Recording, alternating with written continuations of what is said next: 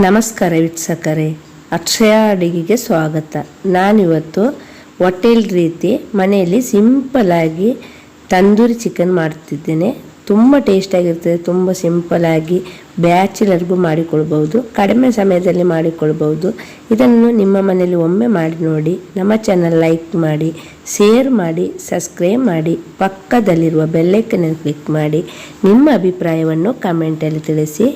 ಇಷ್ಟರವರೆಗೆ ನಮ್ಮ ಚಾನಲನ್ನು ಸಬ್ಸ್ಕ್ರೈಬ್ ಮಾಡಿದವರು, ಹೊಸದಾಗಿ ನಮ್ಮ ಚಾನಲ್ ನೋಡೋರು ಪ್ಲೀಸ್ ಸಬ್ಸ್ಕ್ರೈಬ್ ಮಾಡಿ. ಈಗ ಹೋಟೆಲ್ ರೀತಿ ಸಿಂಪಲ್ಲಾಗಿ ಮನೆಯಲ್ಲಿ ತಂದೂರಿ ಚಿಕನ್ ಮಾಡೋದು ಹೇಗೆ ಅಂತ ನೋಡೋಣ. ಅದಕ್ಕೆ ಬೇಕಾಗಿರುವಂಥ ಸಾಮಗ್ರಿಗಳು ಪೂರ್ತಿ ವಿಡಿಯೋವನ್ನು ನೋಡಿ. ನಾನಿವತ್ತು ತಂದೂರಿ ಚಿಕನ್ ಮಾಡುವಂತಿದ್ದೇನೆ ಮನೆಯಲ್ಲಿ. ಅದಕ್ಕೆ ತೊಳೆದಿಟ್ಟಿದ್ದೇನೆ, ಕಟ್ಟು ಮಾಡಿ. ಆದಷ್ಟು ಸ್ವಲ್ಪ ದೊಡ್ಡ ದೊಡ್ಡ ಪೀಸು ತಗೊಳ್ಬೇಕು ತಂದೂರಿ ಚಿಕನಿಗೆ. ನೋಡಿ, ದೊಡ್ಡ ಲಗ್ ಪೀಸನ್ನು ತಗೊಂಡಿದ್ದೇನೆ. ಅದಕ್ಕೆಲ್ಲ ನಾನು ಗೀಟು ಮಾಡಿಟ್ಟಿದ್ದೇನೆ. ಒಳಗೆಲ್ಲ ಮಸಾಲೆ ಹೋಗಬೇಕು. ಹಾಗೆ ನೋಡಿ, ಹೊರಗೆ ಹೋಟೆಲಲ್ಲಿ ಹೋಗಿ ತಿನ್ನುವಾಗೆ ಇರ್ತದೆ, ಅಷ್ಟು ಟೇಸ್ಟಾಗಿರ್ತದೆ. ಸಿಂಪಲ್ಲಾಗಿ ಮಾಡಿಕೊಳ್ಬೋದು. ಒಂದು 3/4 kg ಆಗುವಷ್ಟು ಚಿಕನ್ ತಗೊಂಡಿದ್ದೇನೆ. ಮತ್ತು ತೊಳೆದು ಇಟ್ಟಿದ್ದೇನೆ ಒಳ್ಳೆ. ಮತ್ತು ಅದಕ್ಕೆ ಎಂತೆಲ್ಲ ಸಾಮಗ್ರಿಗಳು ಬೇಕು ಅಂತೇಳಿ ಕೊಡ್ತಿದ್ದೇನೆ. ಅರಿಶಿ ನೋಡಿ, ಮತ್ತು ಒಂದು ಅರ್ಧ ಸ್ಪೂನ್ ಆಗುವಷ್ಟು ಗರಂ ಮಸಾಲೆ ಹುಡಿ ತಗೊಂಡಿದ್ದೇನೆ ನಾನು. ಮತ್ತು ಗಟ್ಟಿ ಮೊಸರು ಒಂದು ಅರ್ಧ ಕಪ್ ಆಗುವಷ್ಟು, ಮತ್ತು ರುಚಿಗೆ ತಕ್ಕ ಉಪ್ಪು, ಒಂದು ಸ್ಪೂನ್, ಸ್ವಲ್ಪ ಒಂದು ದೊಡ್ಡ ಸ್ಪೂನ್ ತಗೊಂಡು ಸ್ಪೂನಲ್ಲಿ 1 ಸ್ಪೂನ್ ಆಗುವಷ್ಟು ಶುಂಠಿ ಬೆಳ್ಳುಳ್ಳಿ ಪೇಸ್ಟ್, ಒಂದು ಅರ್ಧ ಸ್ಪೂನ್ ಆಗುವಷ್ಟು ಕೊತ್ತಂಬರಿ ಹುಡಿ, ಒಂದು 1/4 ಟೀ ಸ್ಪೂನು ಮೆಣಸಿನ ಹುಡಿ. ಮತ್ತು ಮೆಣಸಿನ ಹುಡಿ ನಿಮಗೆ ಖಾರಕ್ಕೆ ಅನುಗುಣವಾಗಿ ಹಾಕಿಕೊಳ್ಬಹುದು. ನಾನೊಂದು 2.5 ಸ್ಪೂನ್ ತಗೊಂಡಿದ್ದೇನೆ. 1 ಸ್ಪೂನ್ ಆಗುವಷ್ಟು ಅರಿಶಿನ ಹುಡಿ ಹಾಕಿಕೊಳ್ತಿದ್ದೇನೆ. ನೋಡಿ, ಕಡಿಮೆ ಸಮಯದಲ್ಲಿ ಕಡಿಮೆ ಸಾಮಗ್ರಿಗಳಿಗೆ ಮಾಡಿ ತೋರಿಸೋದು ನಾನು. 1 ಸ್ಪೂನ್ ಆಗುವಷ್ಟು ಶುಂಠಿ ಬೆಳ್ಳುಳ್ಳಿ ಪೇಸ್ಟ್ ಹಾಕಿಕೊಳ್ಳಿ. ರುಚಿಗೆ ತಕ್ಕ ಉಪ್ಪು ಹಾಕಿಕೊಳ್ಳಿ.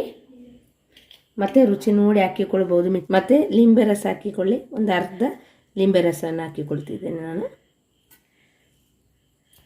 ಮತ್ತು ಗರಂ ಮಸಾಲೆ ಹುಡಿ ಹಾಕಿಕೊಳ್ಳಿ. ಮೆಣಸಿನ ಹುಡಿ ಹಾಕಿ ಚಿಕನ್ಗೆ ತಕ್ಕ ಹುಳಿ ಹಾಕಿಕೊಳ್ಬೇಕು. ಮತ್ತು ನಾನು ಇದು ಮೊಸರು ಹಾಕ್ತೇನಲ್ಲ, ಆಗ ನಾನು ಅರ್ಧ ಲಿಂಬೆ ಹಾಕಿದ್ದು, ಮತ್ತು ಮೊಸರು ಹಾಕಿದರೆ ಸರಿ ಆಗ್ತದೆ ಸಾಕು ಅಂತೇಳಿ. ಮತ್ತು ಕೊತ್ತಂಬರಿ ಹುಡಿ, ಮೆಣಸಿನ ಹುಡಿ ನಿಮಗೆ ಖಾರಕ್ಕೆ ಅನುಗುಣವಾಗಿ ಹಾಕಿಕೊಳ್ಳಿ. ನಾನು ಎರಡೂವರೆ ಸ್ಪೂನ್ ಹಾಕಿದ್ದೇನೆ. ನೀವು ಖಾರಕ್ಕೆ ಅನುಗುಣವಾಗಿ ಹಾಕಿಕೊಳ್ಳಿ. ಮತ್ತು ಅದಕ್ಕೆ ಗಟ್ಟಿ ಮೊಸರು ಒಳ್ಳೆ ಮಿಕ್ಸ್ ಮಾಡಿಕೊಳ್ಳಿ.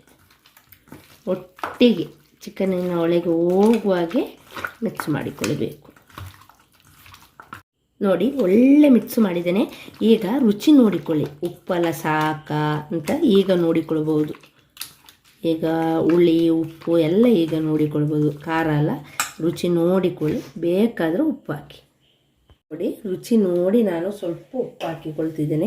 ಉಪ್ಪು ಹಾಕಿ ಒಳ್ಳೆ ಮಿಕ್ಸ್ ಮಾಡಿಕೊಳ್ಳಿ, ಒಟ್ಟಿಗೆ ಬೆರೆಯಲಿ. ಮತ್ತು ಇದನ್ನು ಮುಚ್ಚಿಡಬೇಕು. ಇದು ಮಸಾಲೆ ಎಲ್ಲ ಒಳ್ಳೆಗೆ ಹಿಡಿಬೇಕು. ಅದಕ್ಕೆ ಒಂದು 20-30 ನಿಮಿಷವರೆಗೆ ನಾನು ಇಟ್ಟುಕೊಳ್ತಿದ್ದೆ. ಅರ್ಧ ಗಂಟೆ ಇಟ್ಟರೆ ಒಳ್ಳೆಯದು. ಮಸಾಲೆ ಎಲ್ಲ ಒಳ್ಳೆ ಹಿಡಿದ್ರೆ ಟೇಸ್ಟ್ ಒಳ್ಳೆಯದಾಗಿರ್ತದೆ. ಟೈಮ್ ಇಲ್ಲದವರು ಒಂದು 20 ನಿಮಿಷ ಆದರೂ ಮುಚ್ಚಿಡಿ. ಮಸಾಲೆ ಹಿಡಿದ್ರೆ ಟೇಸ್ಟಾಗಿರ್ತದೆ. ಅದಕ್ಕೆ ಮುಚ್ಚಿಡ್ತಿದ್ದೇನೆ ಮಸಾಲೆ ಹಿಡಿಯಲ್ಲಿ. ಈಗ ನೋಡಿ, ಅರ್ಧ ಗಂಟೆ ಆಗಿದೆ. ಮಸಾಲೆ ಎಲ್ಲ ಒಳ್ಳೆ ಹಿಡಿದಿದೆ. ನಿಮಗೆ ಬೇಕಾದರೆ ಫ್ರಿಜ್ಜಲ್ಲಿ ಇಟ್ಟುಕೊಳ್ಬೋದು. ಫ್ರಿಜ್ಜಲ್ಲಿ ಇಟ್ಟು ಮ್ಯಾರಿನೇಟಿಯಾಗಿ ಮಾಡಿ ಇಟ್ಟುಕೊಳ್ಬೋದು. ಮತ್ತು ಇದು ಒಳ್ಳೆ ಹಿಡಿದಿದೆ, ಮಸಾಲೆ ಎಲ್ಲ ಒಳ್ಳೆ ಹಿಡಿದಿದೆ. ಈಗ ಇದನ್ನು ತಂದೂರಿ ಚಿಕನ್ ಫ್ರೈ ಮಾಡಿಕೊಳ್ಬೇಕು. ಈಗ ಫ್ರೈ ಮಾಡಲಿಕ್ಕೆ ಒಂದು ತವ ತಗೊಂಡಿದ್ದೀನಿ. ಇದಕ್ಕೆ ಈಗ ಎಣ್ಣೆ ಹಾಕಿಕೊಳ್ಬೇಕು. ಎಣ್ಣೆ ಒಳ್ಳೆ ಬಿಸಿ ಆಗಬೇಕು. ದೊಡ್ಡ ಉರಿಯಲ್ಲಿ ಇಟ್ಟುಕೊಳ್ಳಿ. ದೊಡ್ಡ ಉರಿಯಲ್ಲಿಟ್ಟು ಒಂದೊಂದೇ ಚಿಕನ್ ಇಟ್ಟುಕೊಳ್ಳಿ.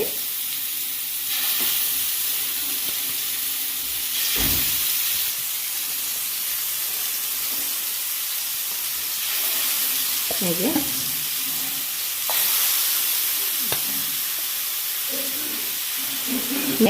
ಸಣ್ಣ ಉರಿಯಲ್ಲಿ ಇಟ್ಟರೆ ಸಾಕು. ಮತ್ತು ಅದು ಬೇಯಲಿಕ್ಕೆ ಉಂಟು. ಹಾಗೆ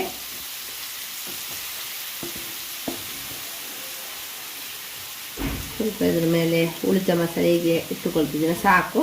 ಈಗ ಸಣ್ಣ ಉರಿಯಲ್ಲಿಟ್ಟು ಈಗ ಬೇಯಲಿ, ಫ್ರೈ ಆಗಲಿ. ಸಣ್ಣ ಉರಿಯಲ್ಲಿ ಬೇಯ್ತಾ ಉಂಟು, ಬೇಯಲಿ. ಹೀಗೆ ಬೇಯುವುದರಿಂದ, ಮುಚ್ಚಿಡೋದ್ರಿಂದ ಒಳ್ಳೆ ಬೇಯುತ್ತಲ್ಲ, ಒಳಗೆಲ್ಲ ಬೇಯುತ್ತದೆ. ಅದಕ್ಕೆ ನಾನು ಸ್ವಲ್ಪ ಮುಚ್ಚಿಡೋದು, ಸಣ್ಣ ಉರಿಯಲ್ಲಿ ಬೇಯಲಿ. ಈಗ ನೋಡಿ, ಒಂದು 5 ನಿಮಿಷ ಆಗಿದೆ. ಈಗ 5 ನಿಮಿಷ ಆದ ಮೇಲೆ ಈಗ ತಿರುಗಿಸಿ ಹಾಕಿಕೊಳ್ಳಿ, ಎಲ್ಲವನ್ನು ತಿರುಗಿಸಿ ಹಾಕಿಕೊಳ್ಳಬೇಕು. ಈಗ ಚಿಕನನ್ನೆಲ್ಲ ತಿರುಗಿಸಿ ಹಾಕಿಕೊಳ್ಳಿ.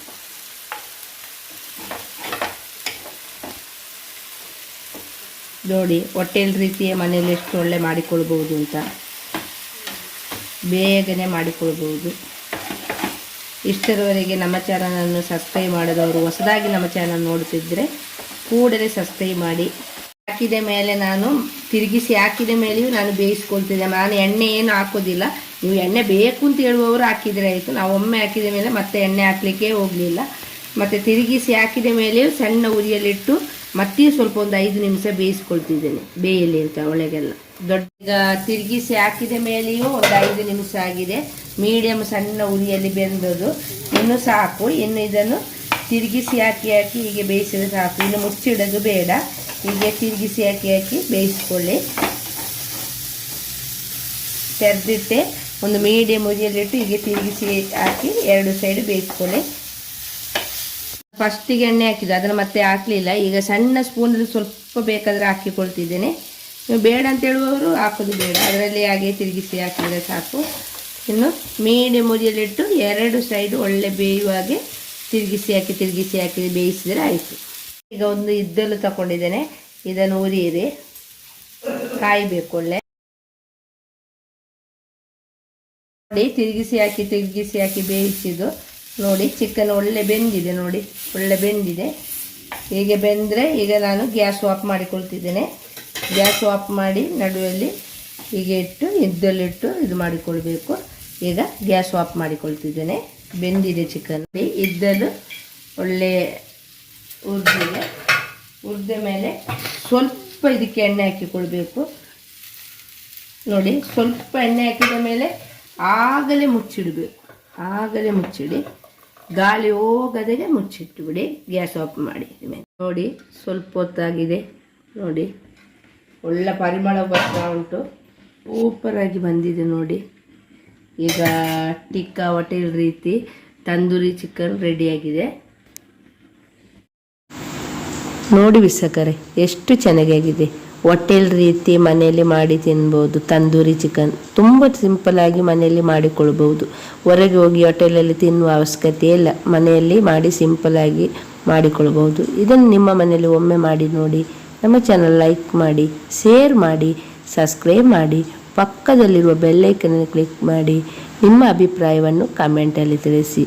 ಇಷ್ಟರವರೆಗೆ ನಮ್ಮ ಚಾನಲನ್ನು ಸಬ್ಸ್ಕ್ರೈಬ್ ಮಾಡದವರು, ಹೊಸದಾಗಿ ನಮ್ಮ ಚಾನಲ್ ನೋಡೋರು ಪ್ಲೀಸ್ ಸಬ್ಸ್ಕ್ರೈಬ್ ಮಾಡಿ. ಧನ್ಯವಾದಗಳು.